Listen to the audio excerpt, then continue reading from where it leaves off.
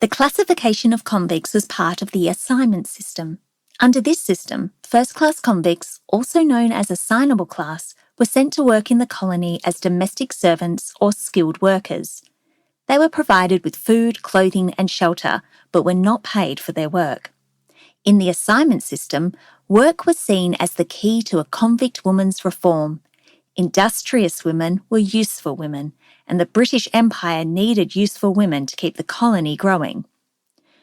Convict women were sent to work on farms and in homes. It was seen as a way for them to learn domestic skills which they could use in later life when running their own homes and earning a living. But this was a flawed system. Any free settler who could afford to keep a convict servant was entitled to one, and it was utter luck as to what kind of household a woman might find herself in. Convict women were vulnerable to mental and physical abuse by their employers.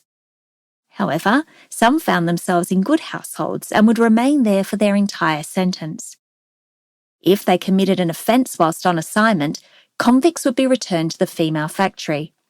Convict women would find themselves in front of the magistrate and tried for offences such as insolence, getting drunk, being absent without leave, and neglecting their work. If they were found guilty of the offence, they would be punished at the female factory. Once they had served their punishment, they would be available for assignment once again.